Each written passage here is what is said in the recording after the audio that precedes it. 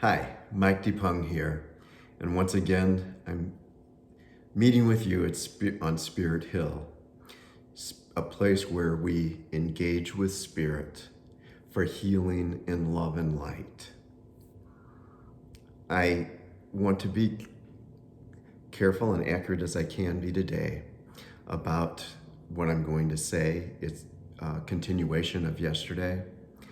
They are things that I feel passionately about, and I've learned myself well enough, and I've explored myself to know that when I'm really passionate about something, the connections in my mind are clear, but sometimes it doesn't come across in my communications, in my writing, and I'm not sure how it's going to come across in a video either.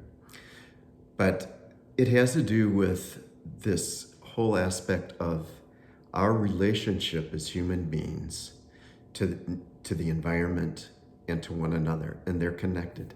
They are intimately connected in my viewpoint. And I would invite you, if you think about these things, if you care, use the comments below to express yourself, to share what Spirit would give you to share. So let me set this up. For millennia, the collective of humanity, the energy of the collective has been fueled by ego. And I guess that's the way it's just supposed to have been. But we are about to engage in and are involved in a shift from ego to heart energy. I think it's why we see so many social issues cropping up today, so many environmental concerns. And it's interesting that it's all happening almost like a coming together, a juncture point of these issues, things that some people look at as ills, as injustices, and certainly injustices would fit. But they're challenges for us. They're challenges if we meet them with heart energy, and they're challenges that can be reconciled. And so I'm here for healing in love and light. I think that's what we're all here for, and that's why I'm even making these videos and why I've written so much. Again, I've got many articles on Medium.com that deal with the environment, that deal with social injustice, that deal with government and politics, along with other things, including education especially too. And to me, they're all connected, because all boils down to we are a human being, we are individuals with ego and heart that can be reconciled. They seem like polar opposites. We don't have to live in duality. We can live and say, I accept that there's ego and that there's heart. And ego, when we choose it, and when we refuse to choose heart, has lower life consequences. I don't even say they're wrong. I'm just saying when we live in ego energy and we don't choose to process, filter, and enjoy life through heart, we're going to miss out on why we came to this planet. And so today I want to talk about the environment. I want to share a little bit. And one of the first things I want to start off with is to talk about Rachel Carson's book, Silent Spring. If you've never read it and you care about these things, you should at least read a summary of it, but you should buy a copy and read it. I wrote an article that I'll link to below on Medium.com about 5 years ago. And again, the reality is things haven't changed a lot. If anything, some issues have become worse, have come to the point where climate change, along with environmental poisoning, has just accelerated. And it's something that we should all be concerned about. In fact, one of the quotes that I want to share from Rachel Carson in the book Silent Spring, she asked this question: how could intelligent beings seek to control a few unwanted species by a method that contaminated the entire environment and brought the threat of disease and death even to their own kind? Doesn't make sense, does it? That we would do things for our own convenience, for our own ease, and really there's a much deeper issue than that. It's for wealth. It's for a system of an economy that has failed most of us. It's benefited only a few, but it's failed most of us. And the tragedy is, in many ways, is that our egos, because we don't choose hard, our egos have said, we could be like them. We could be those wealthy oligarchs. We could be running these corporations. And it's like when I used to teach in the classroom, students who had dreams, but they were more wishes. People no taller than me, 5'7", 5'8", who thought they were going to be NBA basketball players. It just wasn't going to happen. And that's the way it is in this economy today. And I don't want to dwell too long on this or make too much of it except from this standpoint. A lot of what goes on in terms of poisoning the environment, in terms of creating wealth and ease and convenience, this is shedding light now. This is the light part of healing and love and light. A lot of this is done for wealth, power, and control, all ego-based issues, all ego-based energies. And they don't serve us. They don't serve us for the reasons we came here. So when there are practices like fracking, and a lot of people think, oh, they get all up in arms about that, or about the Dakota Access Pipeline and the protests that went on at Standing Rock several years ago. And there continues to be encampments there because foolishly that oil has started flowing again after it was suspended for a bit. And again, this is combining the environment and the environment and the treatment of one another. This pipeline that carries this oil flows under land that rightfully is indigenous land, sacred land in many cases, land that we have no right to just say, well, we will have cheaper gas and oil. We will be able to save more money. It will be more to our advantage. It doesn't matter. And I'm going to get to this a little bit more, but we say those people don't matter. What they believe, what they feel, what was rightfully theirs, we take away because it means that we can have a little more money in our bank accounts, in our wallets, in our pockets. So practices today like fracking, they just dump immense amount of poisons into the environment, into waters. Poisons that spread down to aquifers that supply water for unknown distances for the most part. Why? It's, again, for wealth. And we're sold a bill of goods, by and large, you and me, common people, we're sold a bill of goods that this is going to be controlled. A lot of people get up in arms about big government. Yeah, I can see that. But I'll tell you what, at this point, at least we have a little say in government.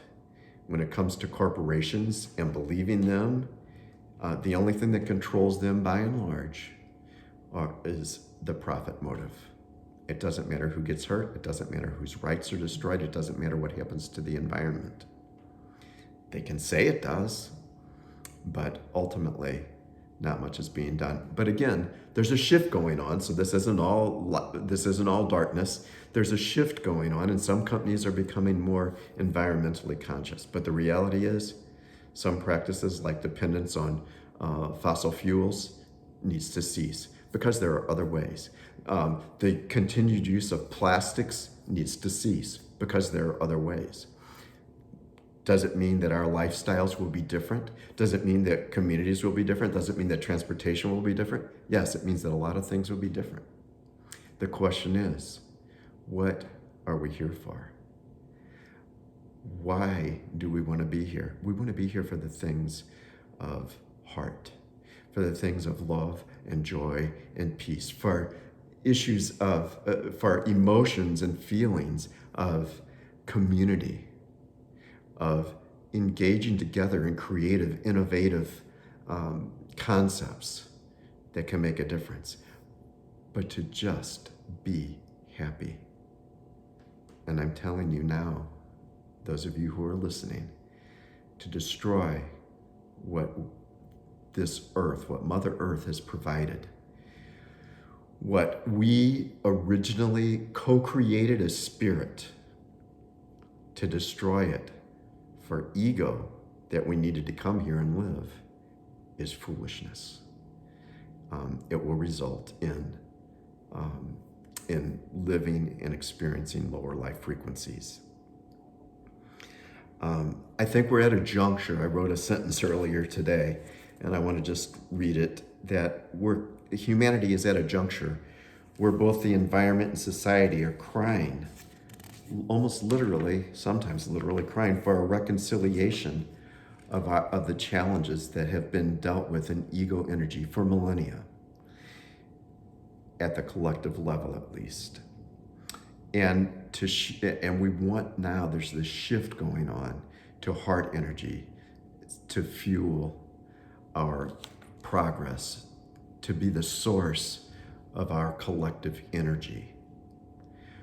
But it only comes one by one. We each have to make a decision.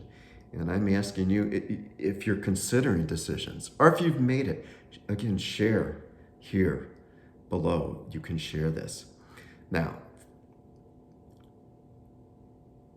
Rachel Carson, I did want to mention this. Rachel Carson, basically her book that was published in 1962 ended up resulting in, by the time 1973 rolled around, this book was the touchstone for the Environmental Protection Act of 1973. Without her book, without exposing the very precise, impeccable scientific evidence she laid out to show how very foolish we were, that we were making decisions that were based on who and what we are as human beings, not based on science. Otherwise, we wouldn't have done the things, and we wouldn't continue doing the things. And this is why I say ego energy has fueled these things, and why it takes a shift to heart energy. And in the collective, that won't be felt, and that won't be the guiding force or energy until many individuals start doing this. So this is our consideration. I wanted to share with you one last thing today. It's a poem I wrote 10 years ago, 11 years ago almost now, not quite 11 years ago. And it was on this something that affected me deeply, because I was in Pensacola, Florida, and I saw the effects directly in a boat tour and along the shores of the Deep Well Horizon oil spill.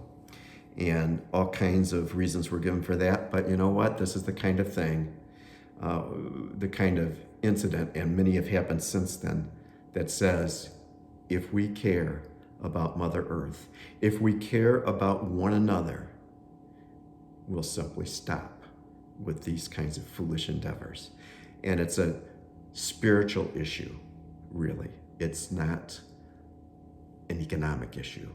If we choose to make economy the basis for decisions that affect us as humanity and our relationship to one another, and that destroys Mother Earth, then we have no right to really exist. And in fact, it will come to a point where we won't. We have options. We need to use those options. Capitalism that is unchecked by nature, by the balance and respect for Mother Earth, that capitalism unchecked by that is worthless in terms of life energy. It will only create sorrow. And so here's a poem that I wrote. I looked up by the marina where I was staying, and I saw a sailboat with a really tall mast right as the moon was rising, and the moon was at half mast right there, just like we talk about the flags at half mast. And here's the poem from June 22nd, 2010 in Pensacola, Florida. Nearly full moon viewed in azure blue sky before sun had set, all her features clearly visible, clearly weeping. The flag, our flag, when it's flown at half staff, half mast on a ship, which is the position from which I viewed the moon as I looked up past a sailboat mast, that's a symbol of sorrow, mourning, community recognition of someone passing, someone of significance, importance, more so than the common man, for those who have served their country, maybe, our country.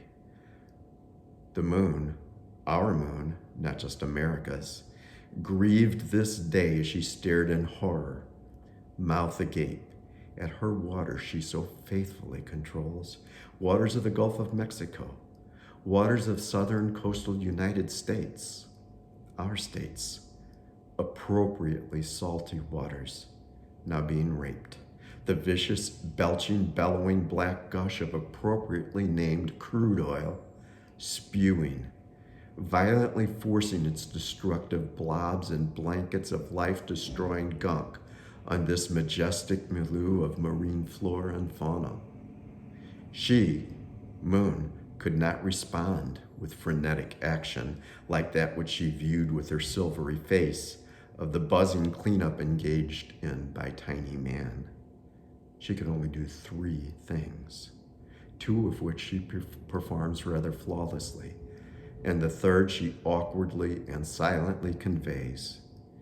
Faithfully, she uses her mass and orbit to keep this globe, our globe, on its crucial 23.5-degree axis. And she then uses those same attributes, her attributes, to steadily, faithfully, and effortlessly urge the sea tides to ebb and flow.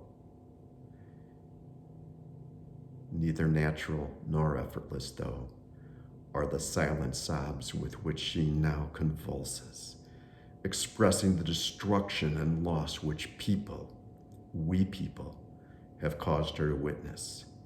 She wails and laments, wails over the unsightly brown blobs bobbing over the face of the surging blue sea, laments the answering oily sheen to her flawless silver radiation cast in beauty, wails for the tiny shelled creatures and wavy curly seagrasses, now gasping poisoned breaths, laments the powdery white shores, now pockmarked brown and gummy, wails over the majestic pelicans, gulls, osprey, heron, and every seabird that gently communes with her.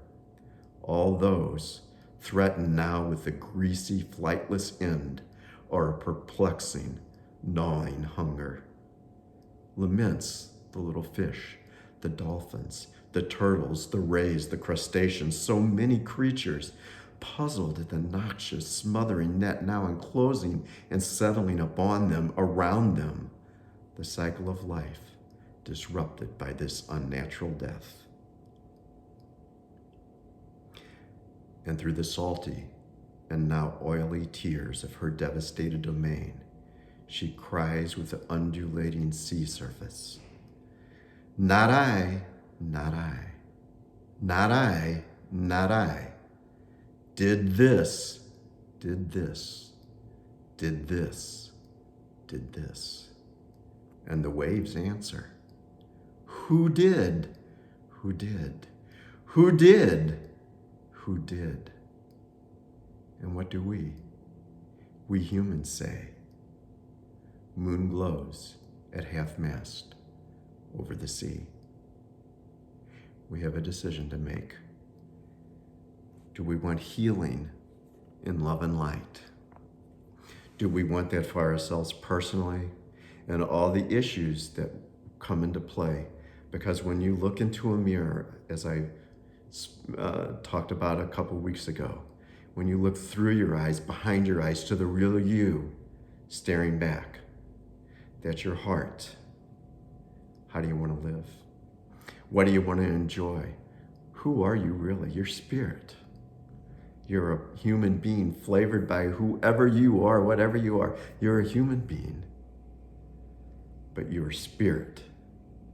And we came for very definite purposes. and wealth, control, greed, a crass capitalism that disregards and disrespects Mother Earth, and those who can never attain the sorts of things that an ego-fueled capitalism has created.